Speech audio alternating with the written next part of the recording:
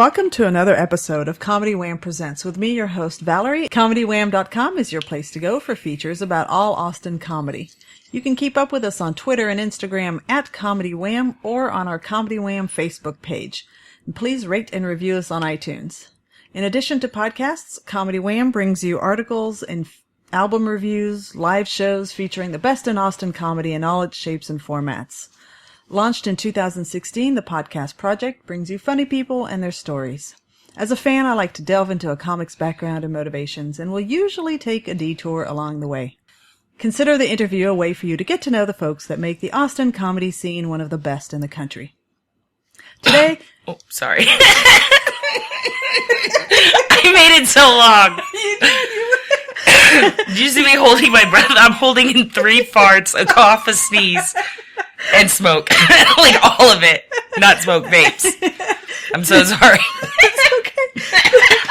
Today, as you've now heard, when she hits hard. She's a wrestling mark. She's hosted a handful of podcasts, including most recently the Fox and Foes podcast with Michael Priest. She's been on Moon Tower Comedy Festival. She was recently on the Altercation Punk Comedy Festival tour.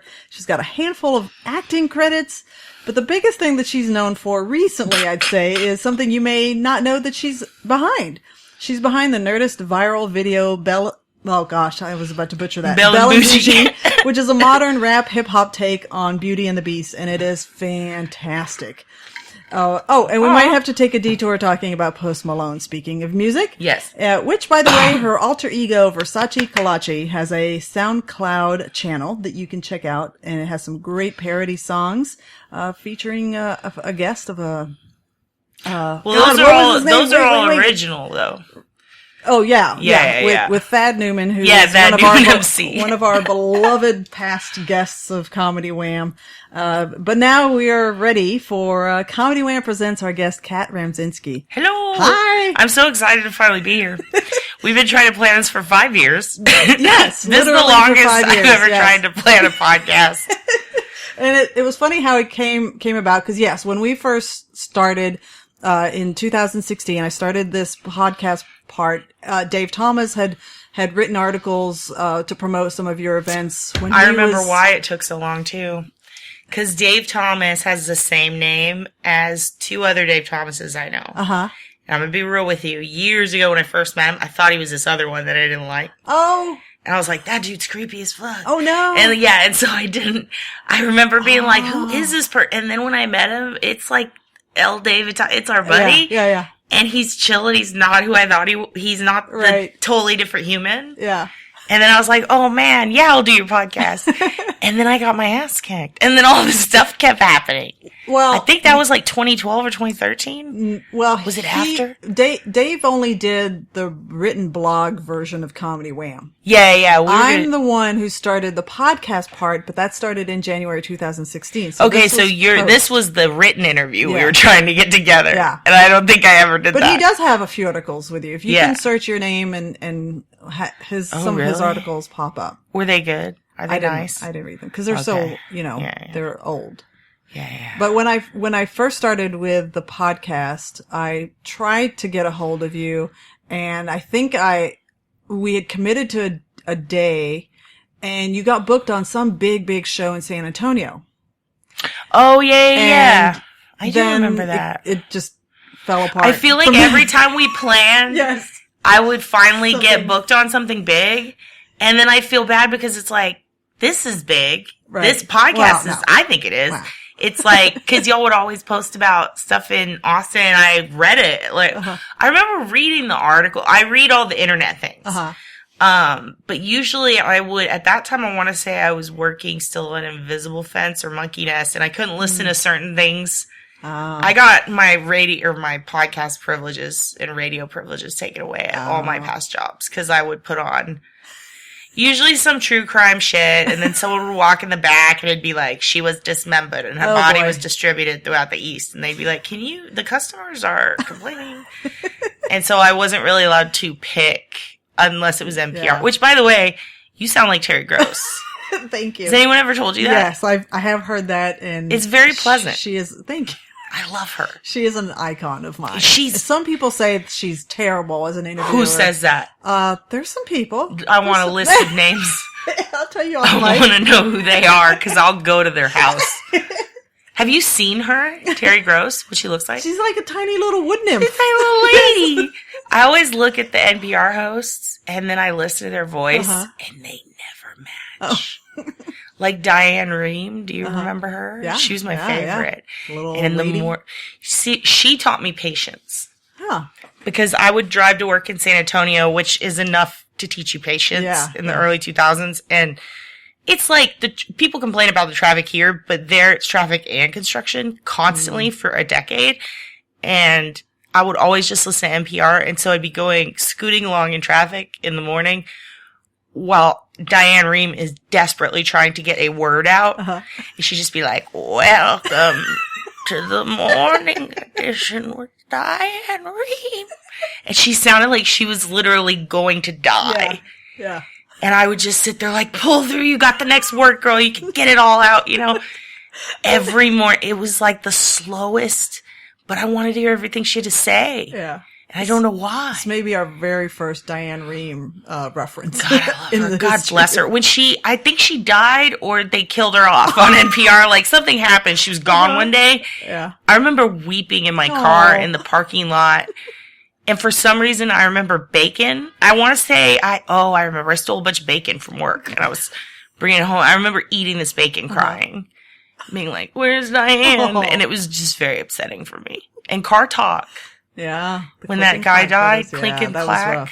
That was rough. Because I religiously listened to that show. Mm-hmm. And do you ever work on your own car? Did you ever do No. that? I did it because of them. Them and my dad, he would verbally just assault me. That show can't exist today. No, it can't. Absolutely not. I mean, my dad can't exist today. He's here in the world, but people are like, oh my God, these you know what I mean? It's people don't really understand that people in the South, they're super hardcore, Republican to the bone, farmers, mechanics, I'll shoot that dog if it comes on my property type of people. And my dad was the type of dude, he will fix his shit before he takes it to a mechanic. Yeah. And so when I got my first car, he was like, you're changing the oil, you're changing and he hated NPR, but he loved Car Talk. Yeah. And I remember I would listen to shit on Car Talk and then spout it back to him just so he'd get impressed. And he would. He'd be like, that's my girl. And this is my stepdad. But he would he's like, have you ever changed your own oil? And then he'd show me. And I'd listen to Car Talk. And they love Hondas. And I love Hondas. Always had Hondas. They do too. And their whole joke was about, teenage girls who couldn't change their oil was a big thing. And I thought it was I'd be like, those suckers, when I'm driving around changing my own oil. But I used to look up the auto parts shit on AutoZone if something breaks. And I spent months and months, 13-hour days trying to replace a water pump once. Wow. There were tears. There was blood. I had it parked in front of my friend's house. I legit cut myself working on it. I broke $200 impact wrenches. I had to take the part back 3 times because I didn't do what Click and Clack always say. Take it in, compare it, and then put it on your car. I would never bring the whole part in. And then I called in once to tell them about it. And they were going to patch me through. And it was the most exciting moment of my life. Because I was about to tell them this crazy story that they saved me from. And my fucking phone died. No. Battery died. And that's my biggest regret. Oh. Probably. Wow. Just not getting to talk to Click and Clack. Well. And that time I did drugs. But other than that, it's... Well, Kat, you have primed the pump of our storytelling adventure today, but I do have an icebreaker question. Okay. All right. You ready? Yes. 1 word to describe your past.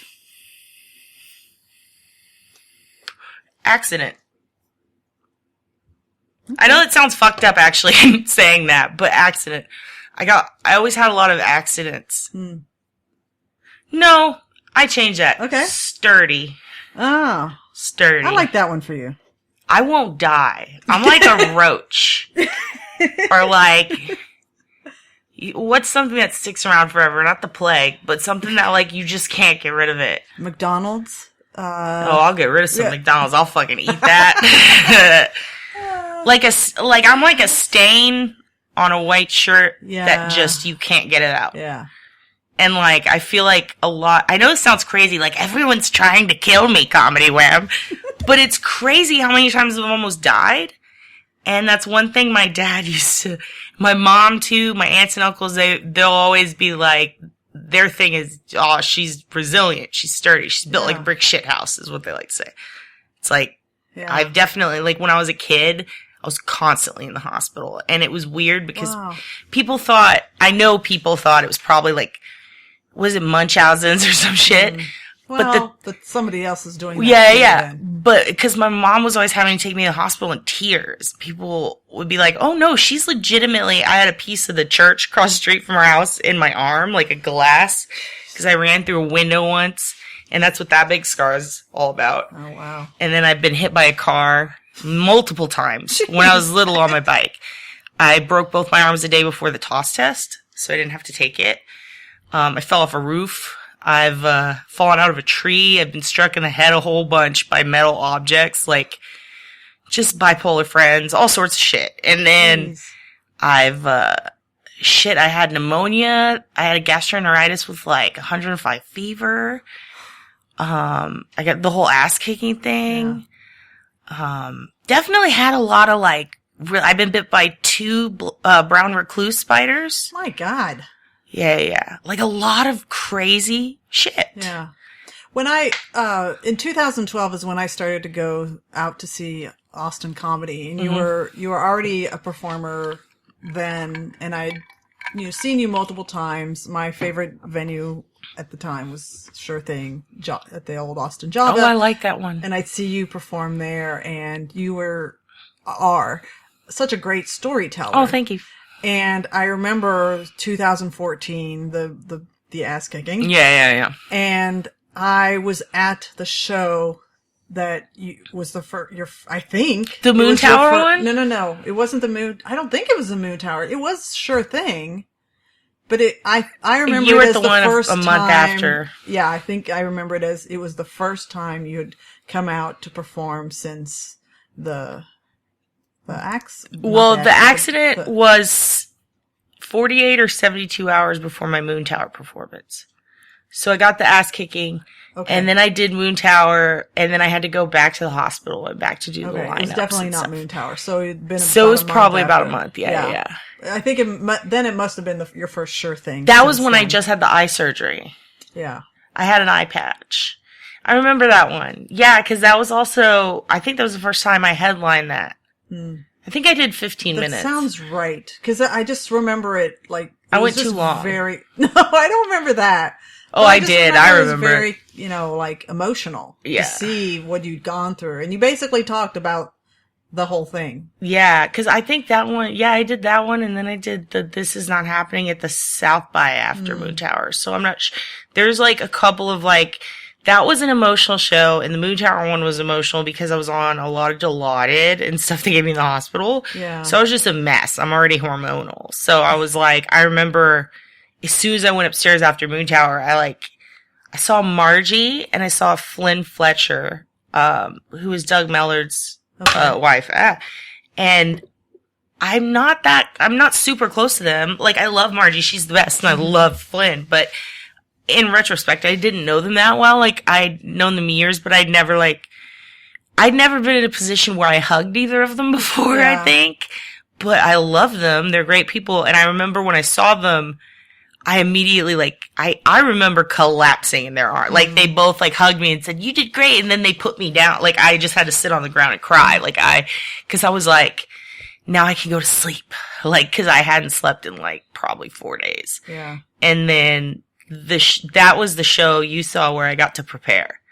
Cause that other one, when I finally woke up after having been in the hospital and then finally gone back to my neighborhood and gotten in my own bed, which was right by where it happened, it was hard to sleep. And I remember a few hours before Moon Tower being up late and writing that set.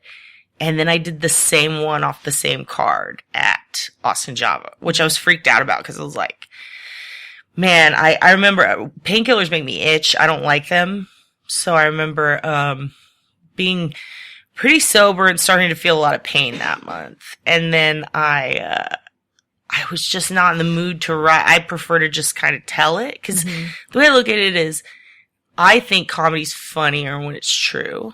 But I didn't think that before the accident, if that makes sense. Huh, okay. Like, the only thing that ever made me think that was seeing Ron Schock, who was like, he would have probably been my comedy dad if he hadn't have passed away. But I'd read books about him and stuff. And I'm obsessed with history and shit like that. And I remember reading a Bill Hicks book with Margaret Cho as she wrote the intro. And there was a lot of reference to Ron Schock and Jimmy Pineapple.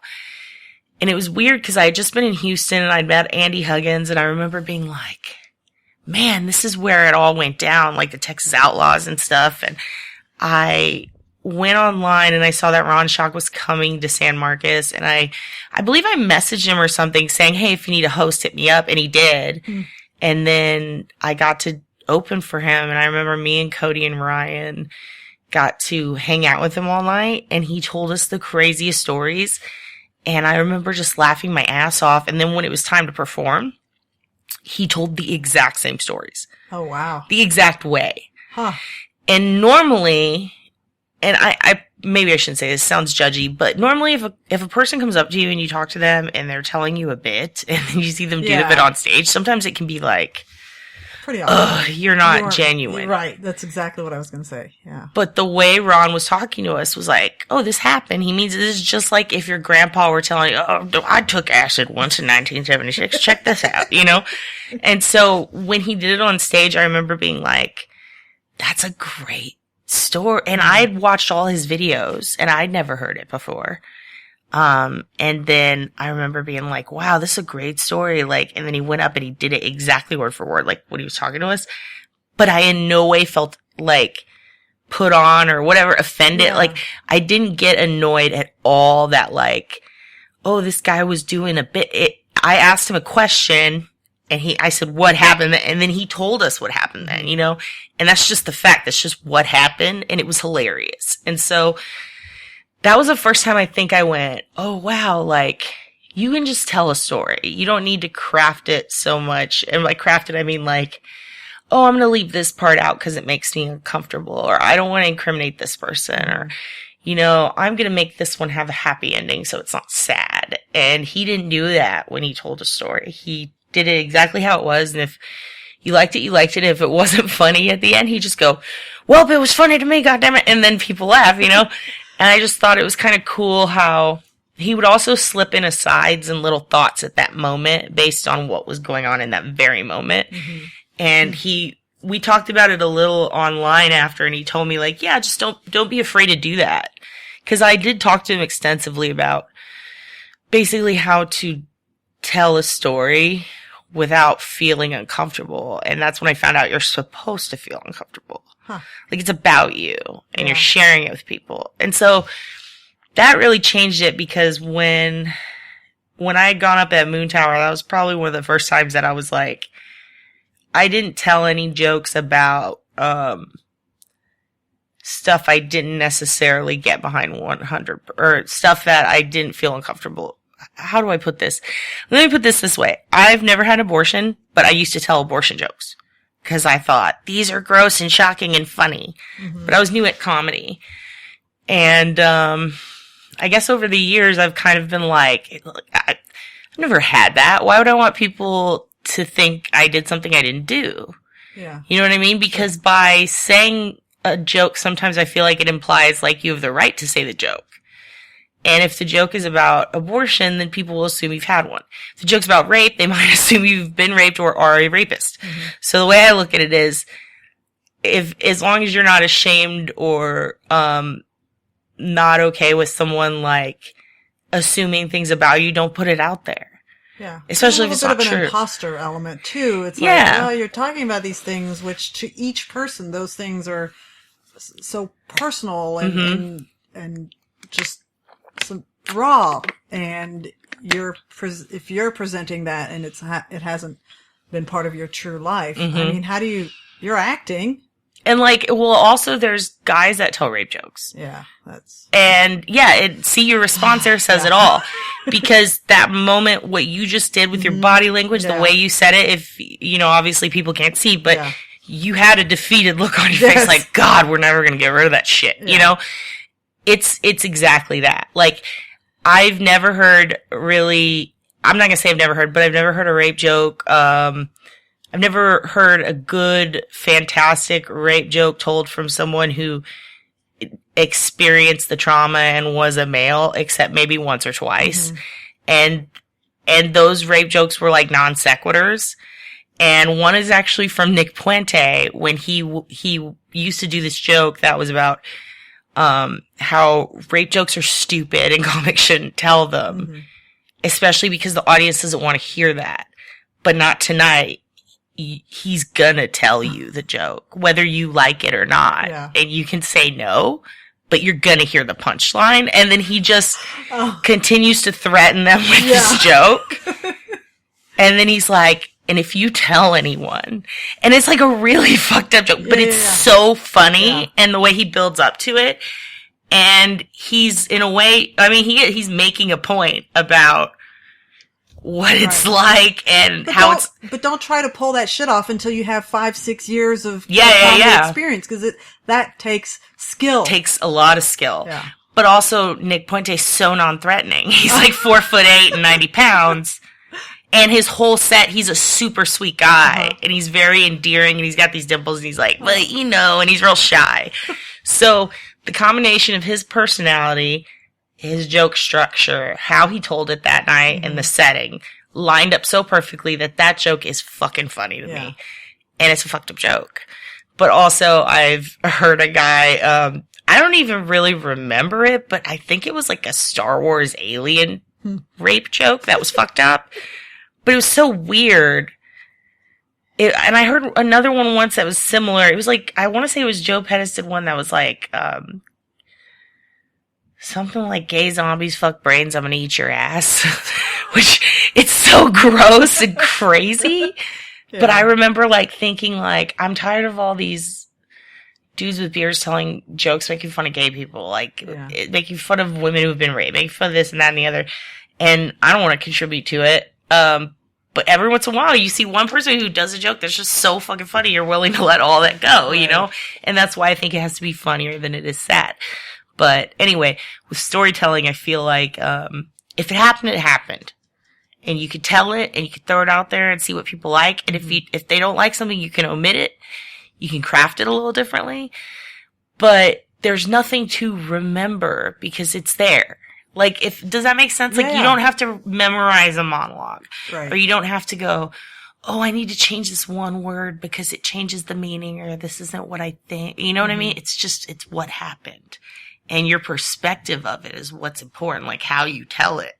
Right. And I think Ron taught me that a lot. Just his joke called Bio on YouTube. I think everyone should watch it. It's a long story. And it's literally his life story. And he sums it up in 12 minutes. But he goes from, he was a bank robber, he was in the military, he was in a chain gang, he was a preacher, he was a husband, he was a son, he used to make bombs, he, got sentenced by a judge to join the military so that he could be a bomb technician, disarming the very bombs he used to make to try to rob banks. And then he became the vice president of Macmillan School Book Publishing. So every textbook we ever read growing up, Ron Schock started out selling door to door, and then he became the vice president, made a ton of money, and then started doing comedy. And his whole story is just, like, you hear it, you're like, no, like, this is fucking crazy. But then you watch that and you see him go through all of the, like, different things that led up to these very specific moments in his life, like meeting Bill Hicks, stepping over Sam Kinison at the Comedy Stop in Houston or whatever, because he was passed out so he could go do a mic. We used to talk about Brett Butler all the time together because I was obsessed with Grace Under Fire. Yeah. And he would tell me just stories about her. And I just loved hearing his perspective. And that story, that joke, is like a perfect example of how crazy a comic's life can be. Because every comic I know, man, even the worst ones, even the shitbags, even the ones who don't do it anymore, crazy lives. Yeah. And by crazy, I mean like wacky as shit, roller coaster shit. Like, I mean, and I grew up in a very small town with some very eccentric people, some very odd customs, but... Where did you grow up? Sutherland Springs, Texas. Where is that? It's south of San Antonio. I don't want to bum you out, but do you remember that mass shooting? Oh, yeah, that's right. Yes, yeah, that place. Yes, because that was a big part of your life. And that's another thing. Like, what the hell, man? Like, my family's sturdy too, but yeah, that town, they misrepresented it big time on the news. They said it was a small town of 1,000 people, and we all laughed, like literally. 1,000? Where are they? Are they in the woods? Because there's 252 if you count Josie's baby. Like, you know what I mean? Like, it is a tiny town. Like, you fart and the neighbors know. They come outside and they sniff the air and they say, that's Cat. You know what I mean? Like, we knew each other. Yeah. So, and I used to drive like an hour every day into work and then back. And my dad, an hour and a half into work and back. My mom. And everyone out there is working class. I didn't know everyone where I grew up was poor. I didn't know we were poor. Like, I knew we were poor, but I was like, nah, we're middle income, man. But then, like, now I work in apartments and I see how much people, and when I moved to Austin and Denton, it was like, damn, you got a pool? Like, I remember just above ground pools were a thing, but my aunt had a below ground pool in Laredo. Uh-huh. And I used to just be like, my aunt's so rich. Like, I'm just out, because she had a lemon tree and a pool. And to me, it was like, oh, she's rich. Yeah. Like, she's rich as fuck. I knew, like, maybe 2 people with maids growing up. Like, I don't think I'd ever, I mean, shit. Like, we literally grew vegetables and stuff to eat. So it was just very odd to me, like, I remember going to the mall was a big deal. Like, we're gonna go to the mall. And then, like, I worked in a mall in college, and I felt like the shit. I was like, I work at, where did I work? Spencer's. I worked at Spencer's for a long time. I had a lot of jobs, too. I had 32 jobs by the time I was, like, 25. Wow. Like, I had more jobs than I was old. And I started working when I was 14. So, like, yeah, it's kind of weird, I just thought that's kind of a normal life. And I also, like, had a lot of weird childhood stuff. Like, I met my biological father when I was 25, and he's an immigrant from Poland who talks like this. This is how he talks all the time. And he always forgets I'm allergic to chocolate. And no. He re-gifts shit, and it's so funny. Like, on our birthdays, me and my brother, my biological brother, on our birthdays, we went with him to a Mexican restaurant, and he literally, the gift I gave him was this book of Lithuanian poetry, and the book has his name in the title. It's called Pantadeas, and his name's Tadeas. Uh-huh. And I was like, I got you this book. I wanted it on eBay. Took me a few weeks, but I got it. And he was like, I have 2 copies of this shitty poetry. Here, Adam, happy birthday. And then he gives it to my brother, and I just started laughing, because I was like, oh my God, he's so me. Like, it's weird. But he's also, like, not really religious. Like, my stepmom is, but he's just so much like me. But he's super weird Polish dude. And he looks like the dude from Silence of the Lambs, who's like, hello, Clarice. Oh. And he drinks, and I don't drink at all. I never have. I mean, I have, but I can name it less than 20 times in my life. And it was literally peer pressure. I was just out, and I was like, I'm gonna do this tonight, and I'd have a glass, and I'd get shit hammered.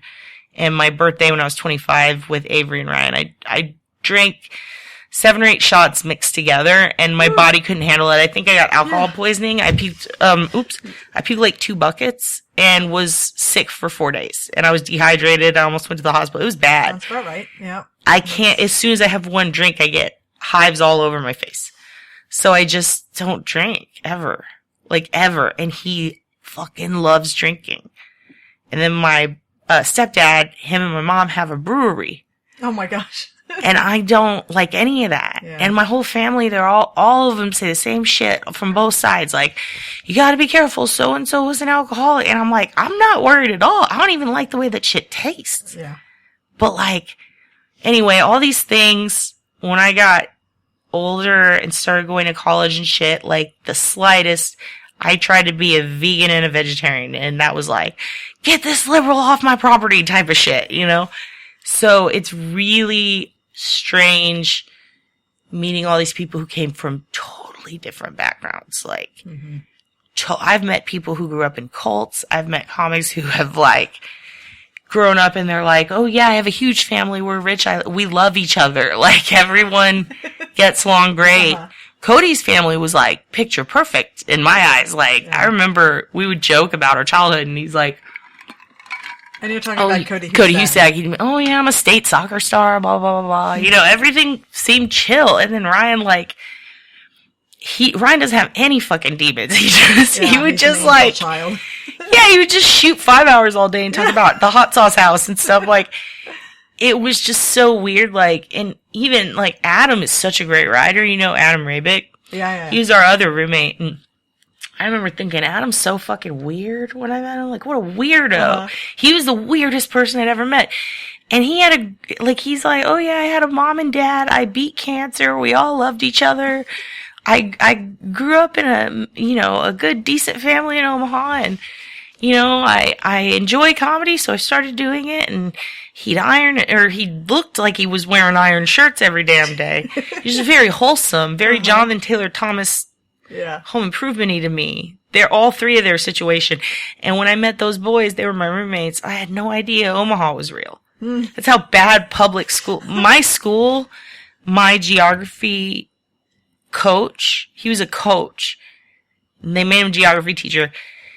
He was like going through a divorce and clearly didn't know shit about history, like at all, or geography or math. Like, he knew nothing but football. And I remember him getting on his phone and like crying a lot. And when he taught economics, because they would just bounce him around, here, you could teach this.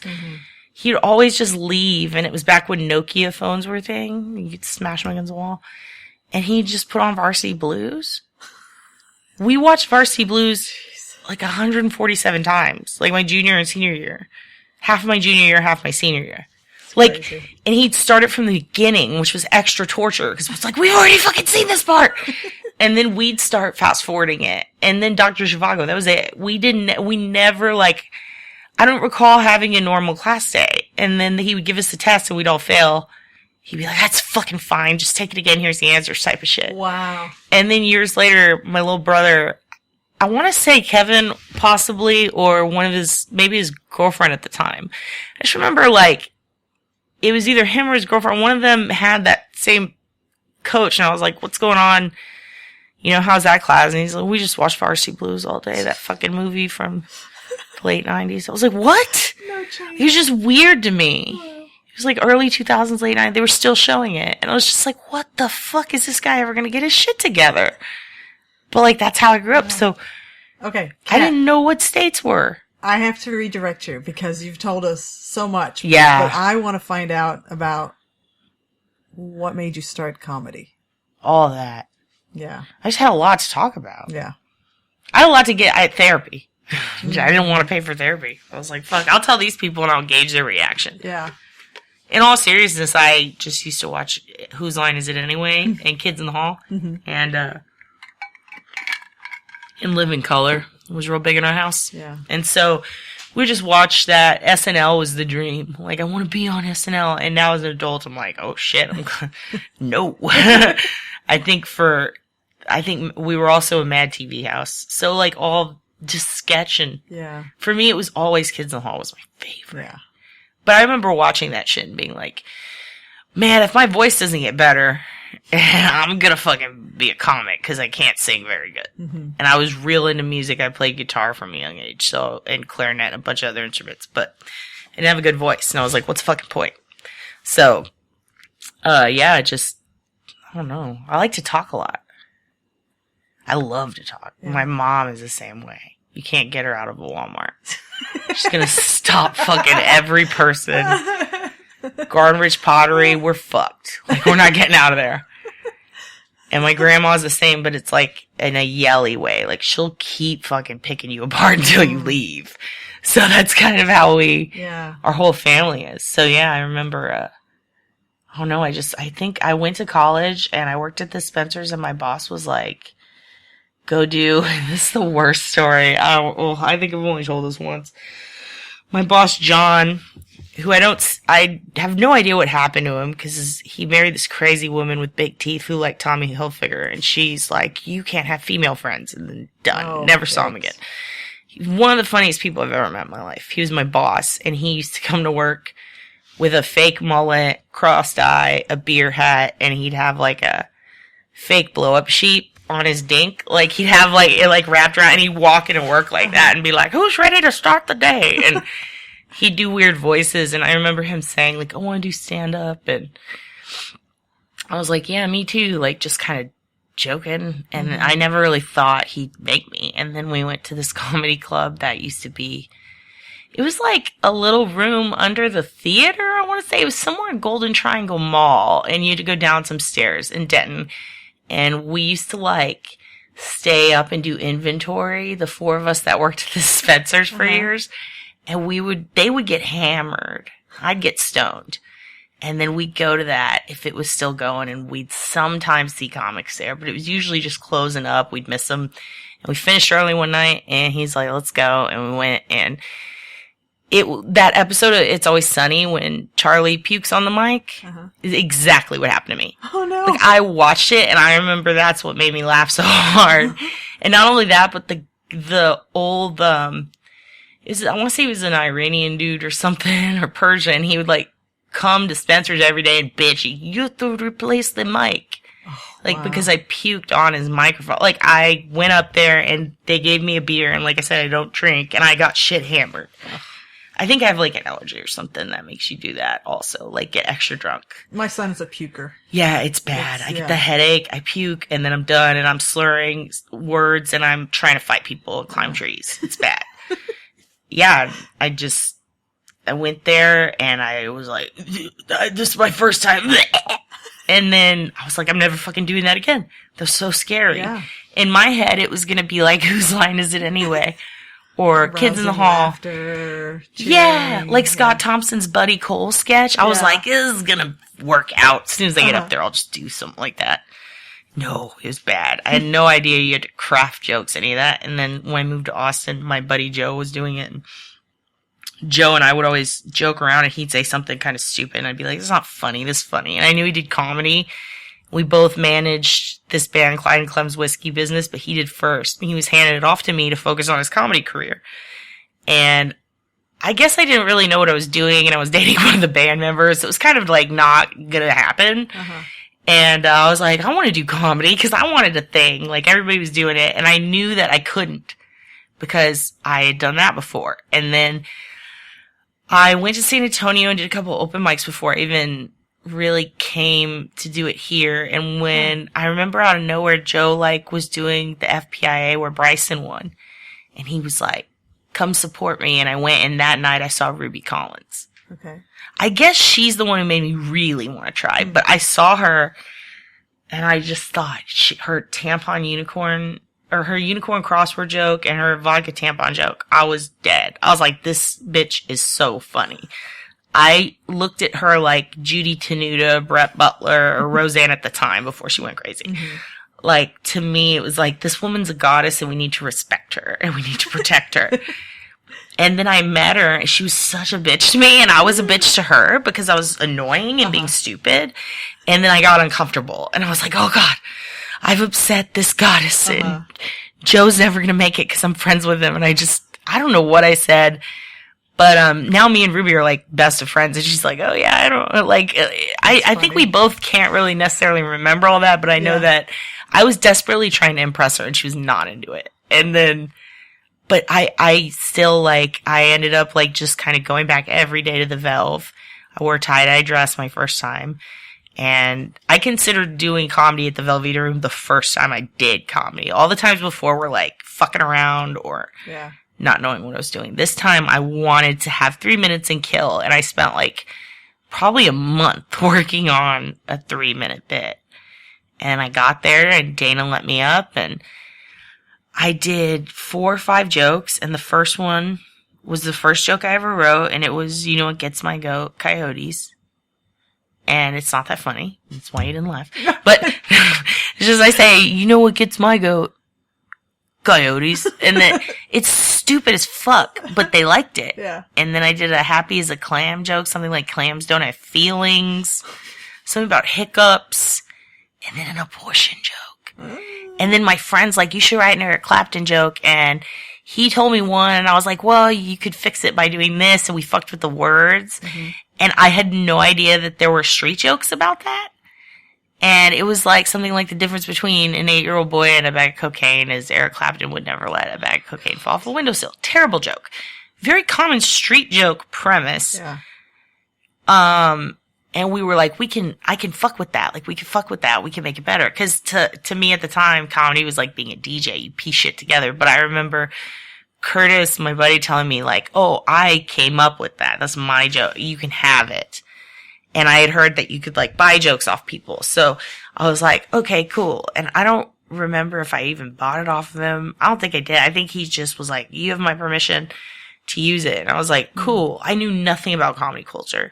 And so I tweaked it. I changed the joke he gave me. And I went up and I did it that night. It was my last joke. And it killed. And then people would joke like, oh, Kat does the Clapton joke. And then I remember one day I did it in San Antonio or Dallas. And someone, I think it was my boyfriend at the time, was like, oh, I heard that in 3rd grade. And I was like, what the fuck? And I got so upset. And that's because at that time I was learning to be protective and like what the ethics were, what the rules were. Mm-hmm. I had just started, but yeah, that was, I'd say Ruby Collins was like the biggest inspiration of like the comics in the area. And I guess the first time was the Velveeta Room, and it was the weekend probably or a month after FPIA 2008, I want to say. Okay. So yeah, it's crazy. 10 years. Yeah. And 5 maybe years 2007. Late. I don't remember. I think the first time I did stand-up in Austin, I think, was 2008. Okay. Because you did Moontower 2013, right? So 5 years in, you're getting Moontower. Yeah, that was a weird show. That was, I want to say Carry On hosted that, maybe. And that was at Spider House Ballroom the first year. They were working out the kinks. It was kind of scattered everywhere. Early yeah. years, if not the first year. I forget the timeline of whether or not that was the first year. Yeah, I want to say that was such a crazy, when Moontower happened, I was like, ooh, a comedy festival, this is going to be crazy and fun. Uh-huh. But I'd already done like Art Outside and stuff, and Art Outside was such a hippie festival. That year, I did it with Shane Moss and Moshe Kasher, I want to say. Oh my gosh. It was Shane Moss, Moshe Kasher, Bob Khosravi, me, and someone else. Huh. I want to say maybe Shandi was there. I think maybe LaShonda.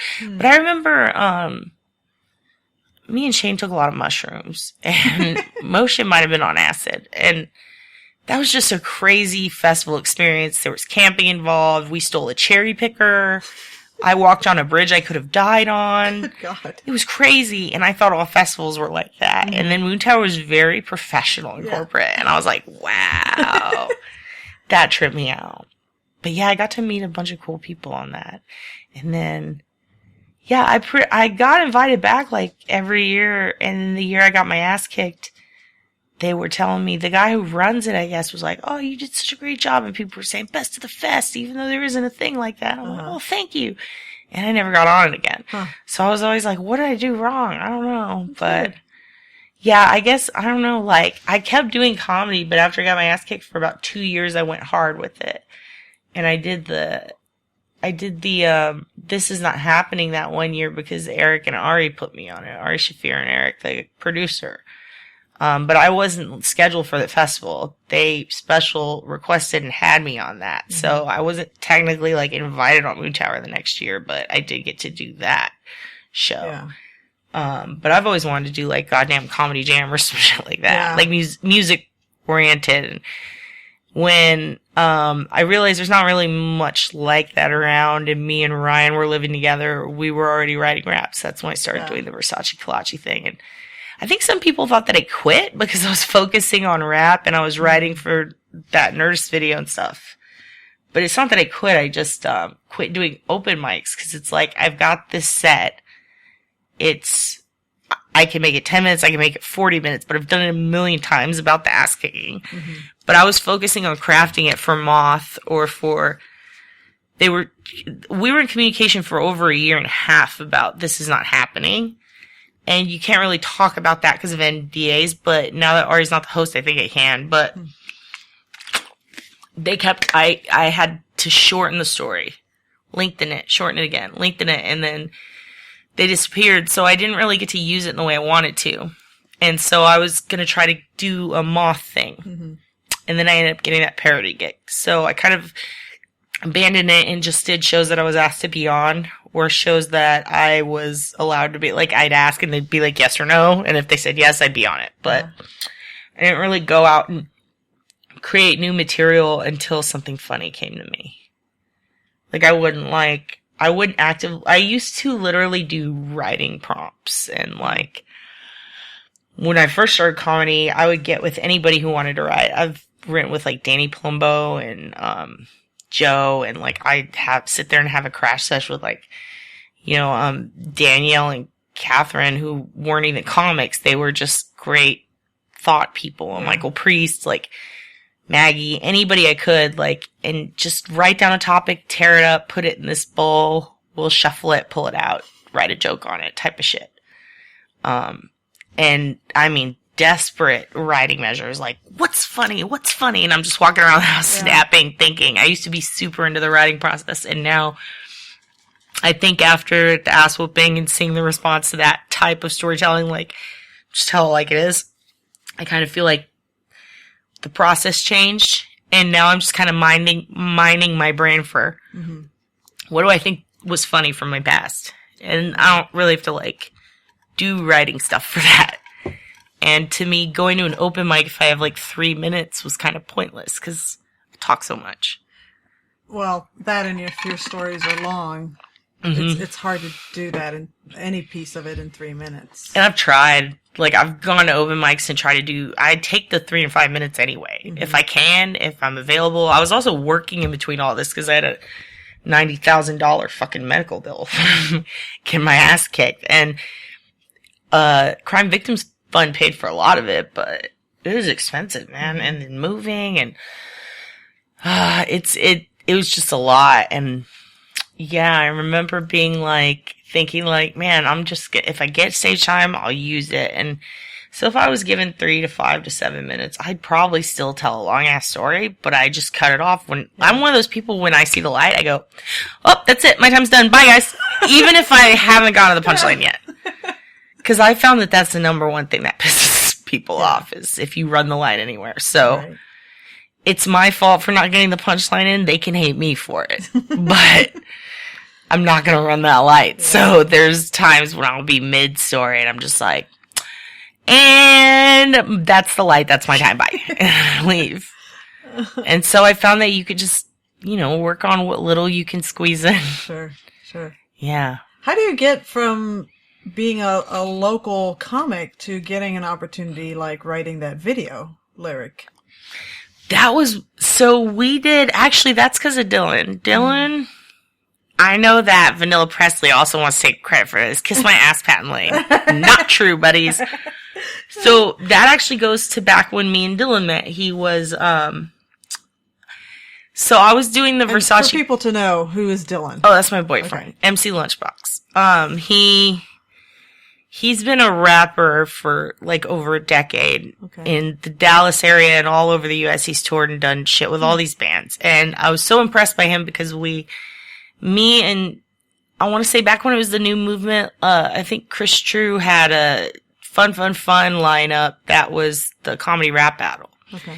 And me and Ryan were putting out goofy raps, and we did the Tecate video and we did the poop rap.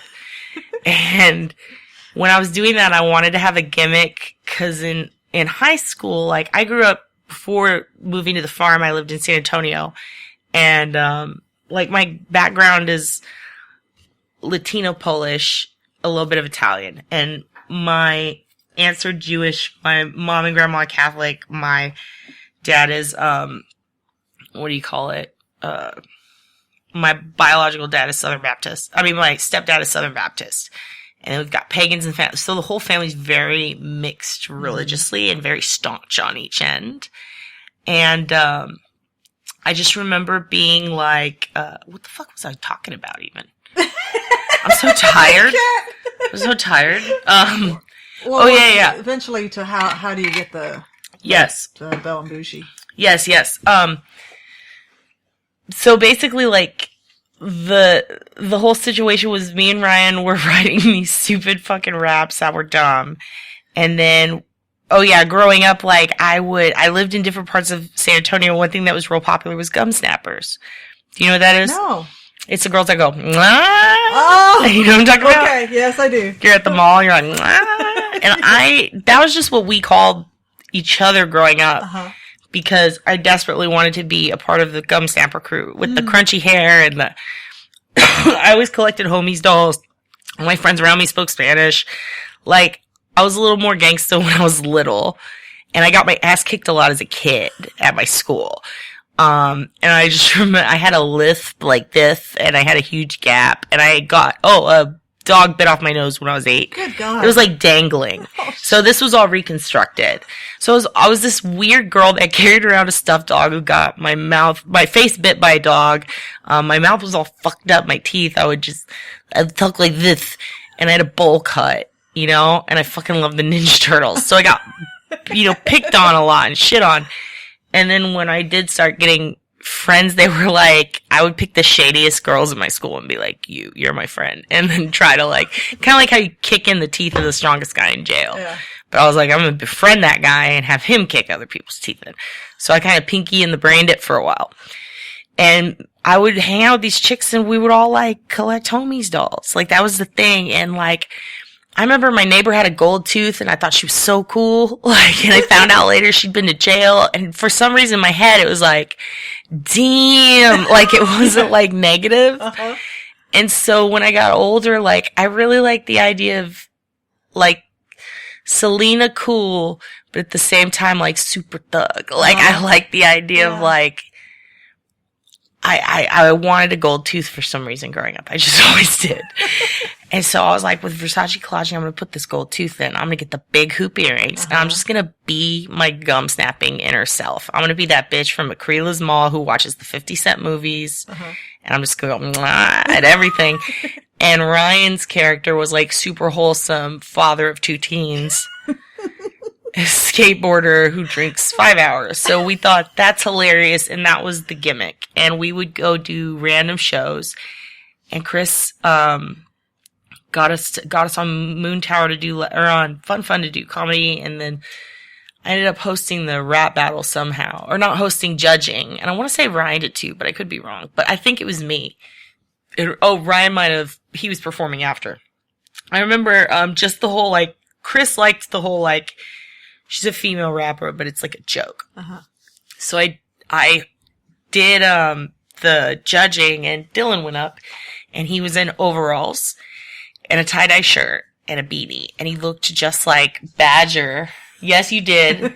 Didn't you have? What'd you have? I've never worn overalls. Oh, I bought you overalls. What'd you have? A tie-dye shirt, though, right? Yes. Yeah, he had a tie-dye shirt. The little Asian girl had overalls.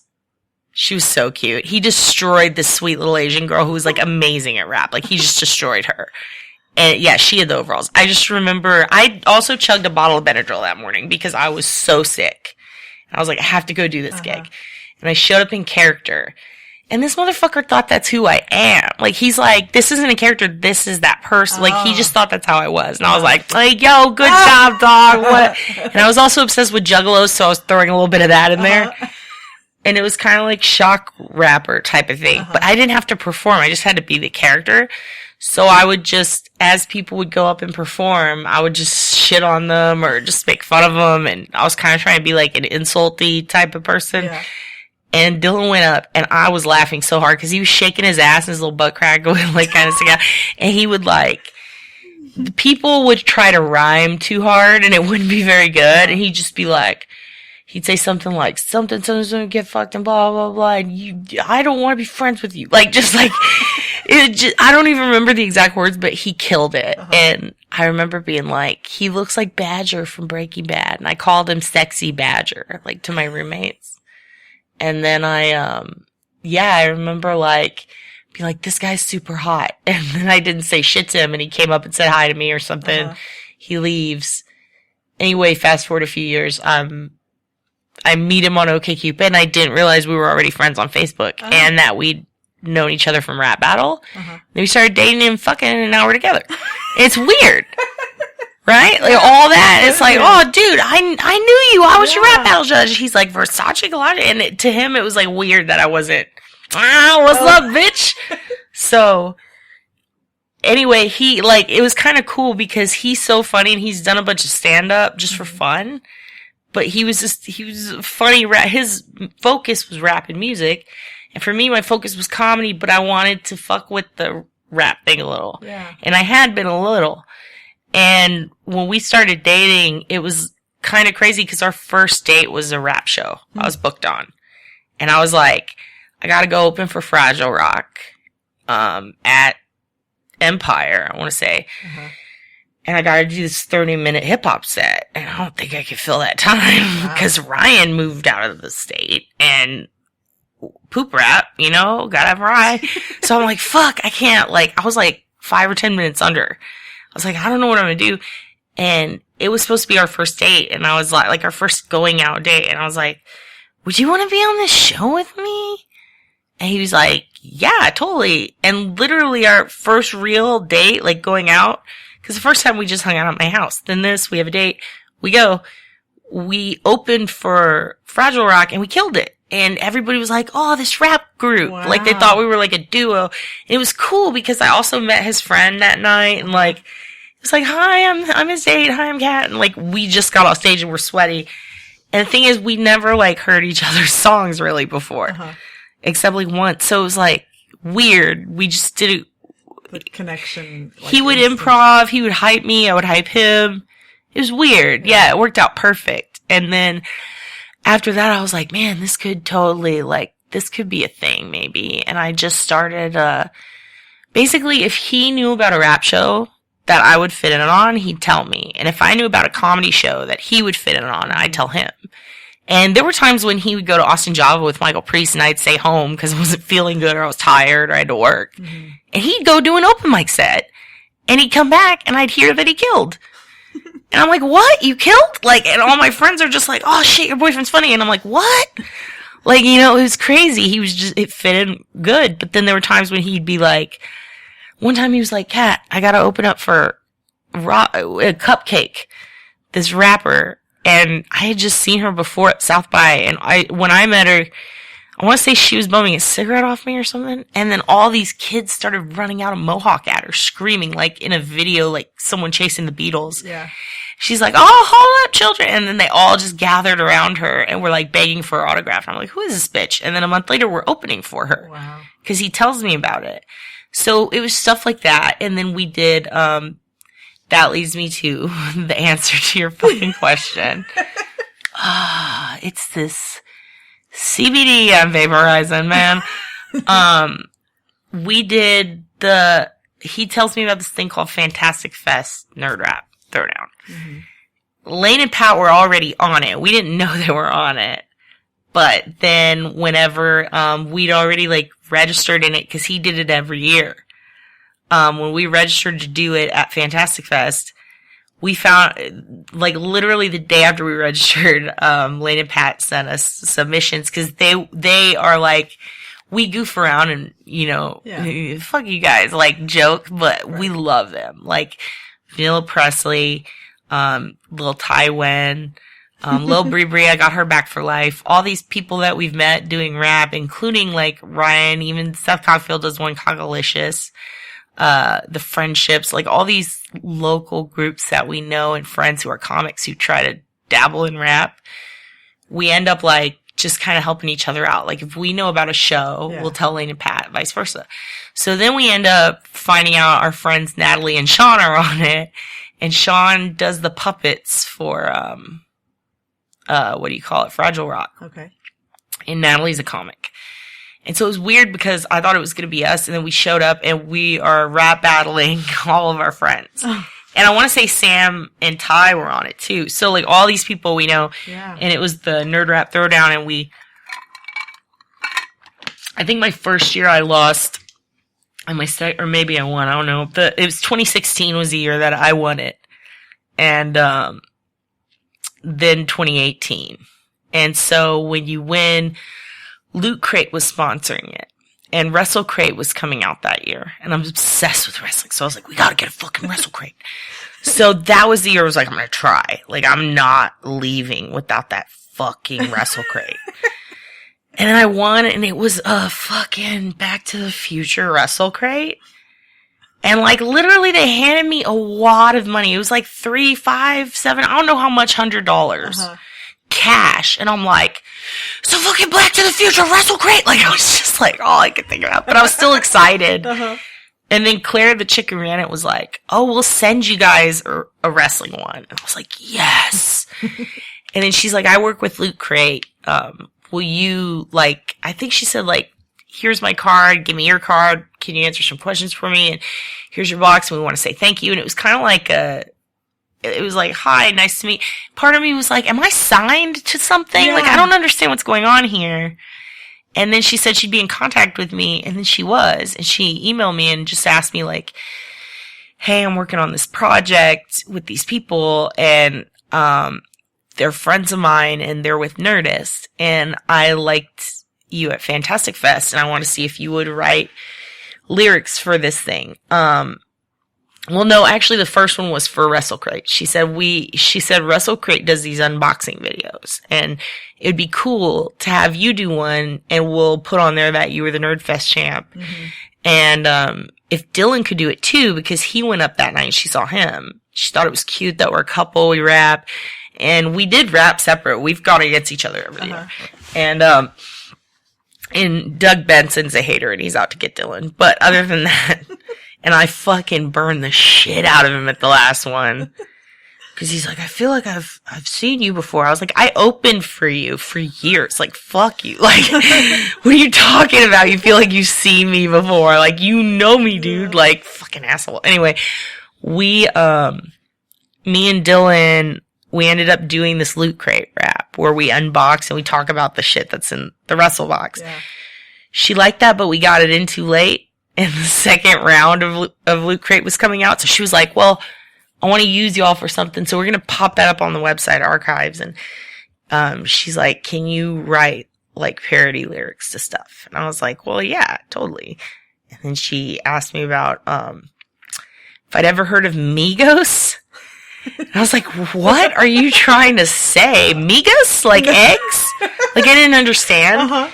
She's like, no, the rap group. And she's like, Offset, Quavo. And I'm like, is this media equipment you're naming? Like, what are you talking about? Like, I don't know what that is. And she's like, Bad and Bougie. And she's like, we're talking on the phone. She's trying to tell me about this shit. I'm like, I don't know what that is. So then I Googled it, and then I found Migos. I'm like, oh, those guys, you know? But I still didn't know what they sang. And then when I heard them, I was like, ugh, this is the worst. It was mumble rap type of, or like the one where it's, I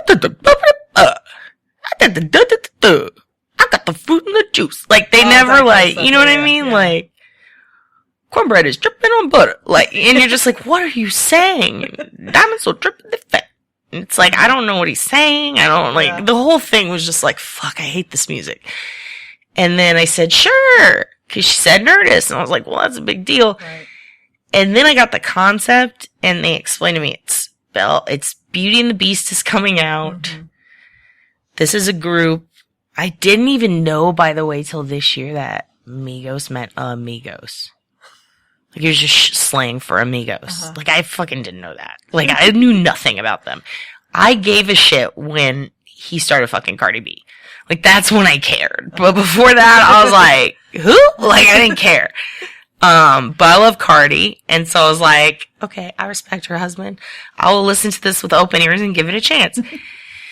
And I listened to that song probably 100 times in a week. And I feel like it's a virus. Like, it's awful, but it's good.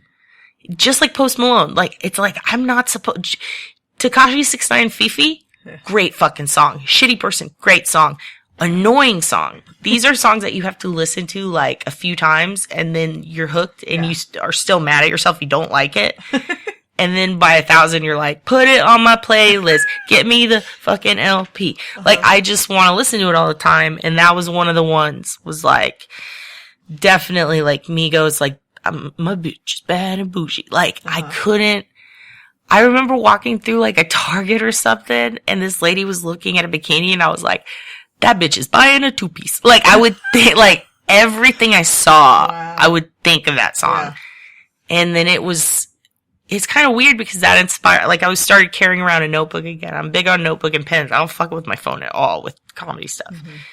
And I would write down lyrics to that, and they told me, okay, we need it done within a month. And then I was in daily communication with the director, like, every day, like, and there was, like, an issue with, like, the slightest, like, is it going to be a black belt or a white belt? Is there going to be, like, is Lil Uzi Chip going to be Lil Uzi Chip or Lil Uzi Vert Chip? Or are we going to put them in slutty clothes or not slutty clothes? Is it okay to say slutty? I don't know. Me too. Like, who knows? Like, everything was just up in the air. Like, it was like, I didn't know if they could make explosions. I didn't know if they could make a rose that would float. Like, there's things that you could say lyrically, but how are they going to portray it visually? Yeah. And wrapping my head around that was really hard. Like, I was like, fuck, like, you guys could do that? Like, just, and so, you know, is the concept of the song was like, it's not going to be like Kanye's Gold Digger, because this is one of those things where it's like, dude, like,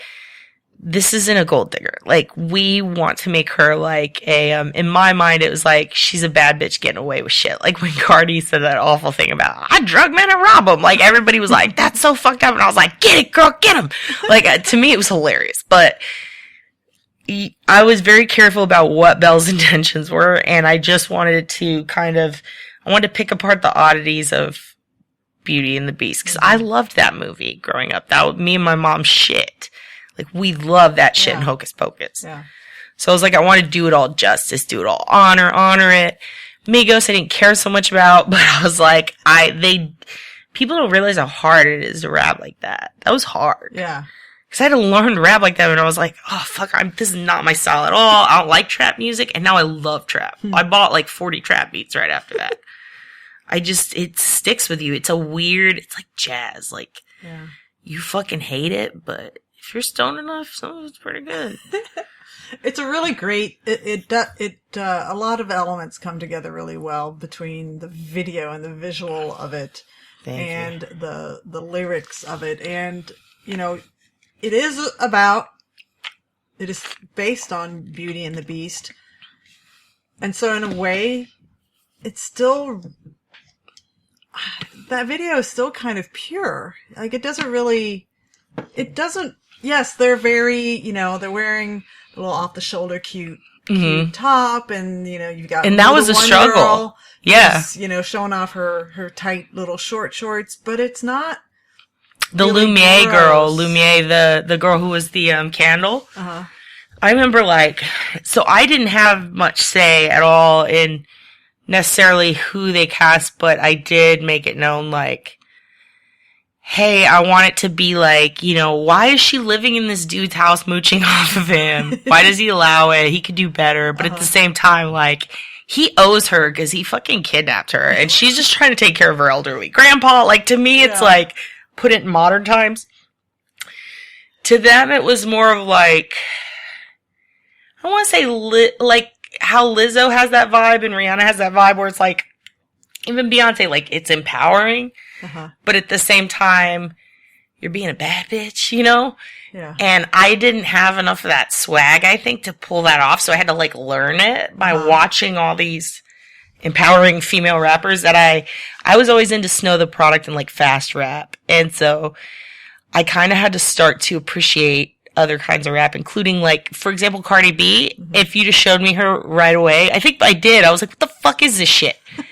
And then I heard Bodak Yellow, and I was like, oh, fuck, she's so good. Yeah. Like, it stuck to me the way Migos did. So I had to, like, listen to shit that I might not normally listen to. And it did open up this whole genre. He listens to all kinds of shit. Like, I hated Tyler, the Creator, until I met Dylan. You know, I just didn't think he was that good. And, like, that's more of the angle where I've overstepped it, and he doesn't listen to that stuff. But I'm like, oh, I'm getting deep into this shit, you know? But it was weird because I didn't expect it to walk that line. Mm-hmm. I thought it was going to be too dirty for kids or people. It was going to kind of go over their heads, like the whole rap element of it. Yeah. Or they were going to want it to be exactly like Beauty and the Beast, wholesome. Because that was also when the live action one was coming out and people were pissed off someone was gay in it. Yeah. And I was like, what the fuck? So like, and in my head, like hip hop culture, I mean, there's kind of a gayness in it. Like it's always been there that people just won't accept. Uh-huh.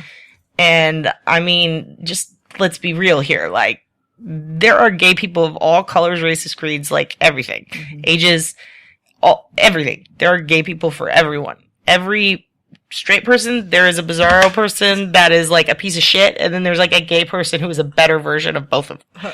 And that's the way I think there's three of everyone on earth.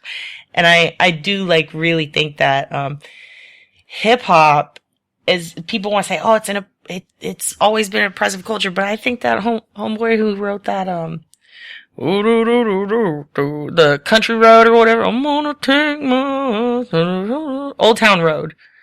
That dude, it's this new SoundCloud rapper. He came out and he's like, I'm gay as shit, everyone. And people were like, oh, we love you. Like, I feel like shit like that. And like people like Lizzo and like even Cardi, she raps about, gay shit. And it's like, yeah, get it. And cause I'm all about that culture. I'm like, yes, I feel like all my gay friends, aka all my roommates and ex-boyfriends I've ever known, super supportive, wonderful people who are very oppressed still, and it's crazy. And it's cool to see them get like everything from, wrestlers to look up to rappers to look up to, like all sorts of cultures that before people weren't really accepting them. Anyway, I wanted everyone to kind of be included in that Beauty and the Beast thing, and there was the controversy about there being a gay character, so like, we wanted to make it super, I was hoping it would be super glittery and super, like, just dope as fuck. Yeah. Like, something that everyone could get behind. Like, I wanted people to go, damn, look what Belle's wearing. Like, you know what I mean? But I didn't have control over that, so I had to try to, like, sneak shit like that in on the lyrics. Like, it's cool to read books, shit like that. Yeah. I love rapping about reading. Yeah. Like, everybody get a fucking book. But, like, I remember that was the coolest moment of all that. Honestly, it was like a week later, my mom hit me up and goes, one of my students came up to me today and said, oh my God, Miss, you have to see this video. Aww. And then they played that, and then she got to tell her student, my daughter wrote that. Aww. And I fucking, that's pretty cool, Mom. Cool. All right, I gotta go walk away tomorrow. And then I hang up. Like, it was crazy. That was cool. Yeah. And what's odd is, my Southern Baptist right-wing parents fucking love the rap stuff. They love it. Like, my dad will show, like, the guy cutting his hair, like, hey, check this out. This is my daughter. She wrote this song.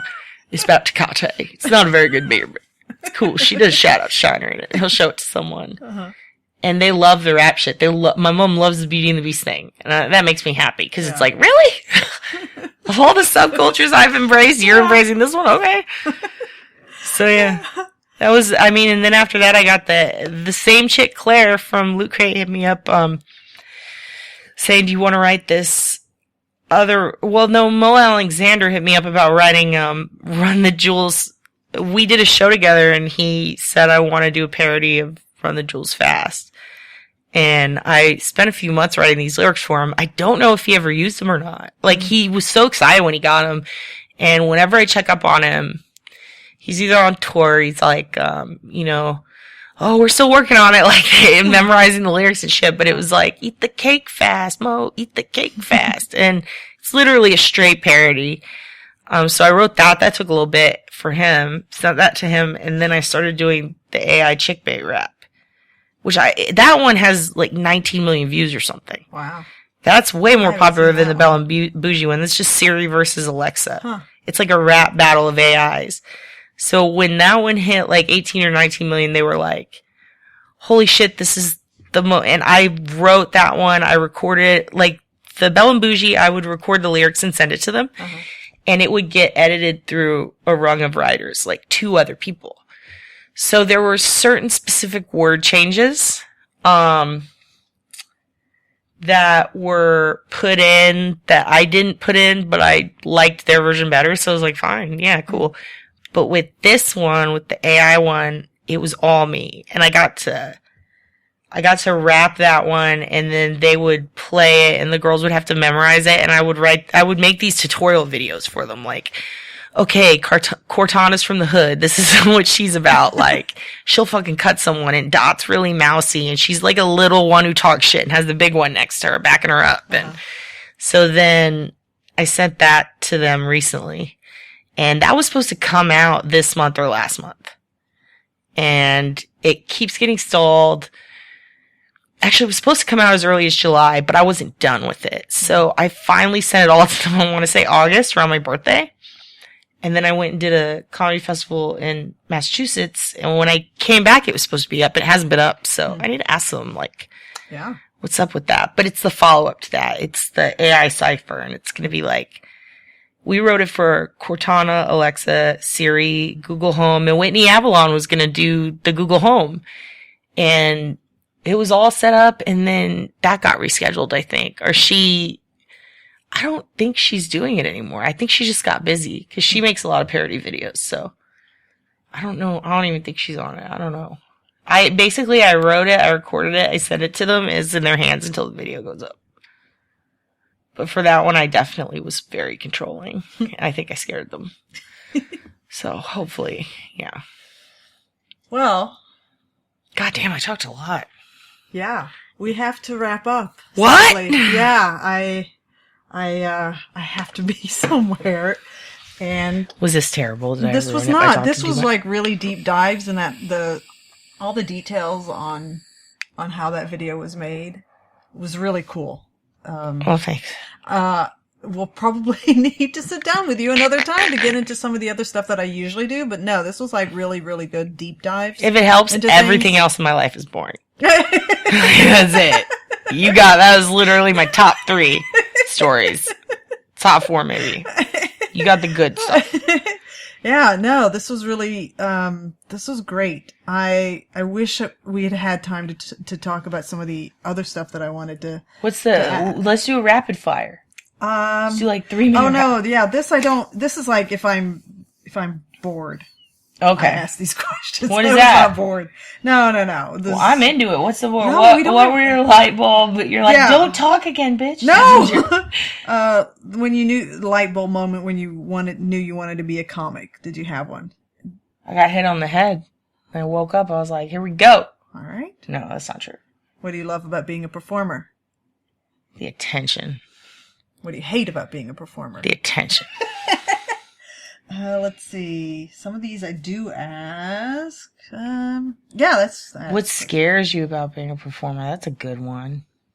Yeah. Spiders. Mm-hmm. So do you not perform biting me on stage? Actually, you know what really scares me is, and it didn't scare me before, but the thought that if somebody comes in that room starting shit, like a heckler back in the day, I'd just be like, fuck you, I hope you get syphilis. Just something mean. You could just yell at them, or you could just shut the fuck up, this is my show. Yeah.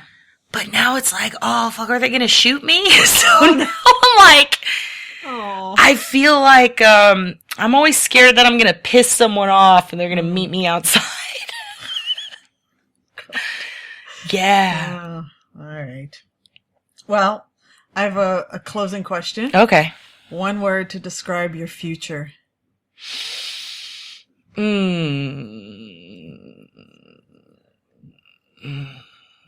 Moist. No, I'm just kidding. Oh God, I almost dropped. Oh my God. Yeah, moist. Are you sticking fucking with it? wet. Jeez. Fucking dripping. No, I'm gonna say dripping. Yeah, dripping. Drizzly. No, dripping. Yeah, dripping. Okay. Because that could be diamonds or tears. Right. Oh, well, yeah. Hopefully not tears. Dripping tears from my face. I'm gonna say drippy. Yeah, drippy. Right. It's gonna be drizzly. We'll go with it. All right. Well, that is a wrap on Comedy Wham presents. No, go back to moist. What? Let's do What? moist. Really? No, I'm just kidding. This is fun.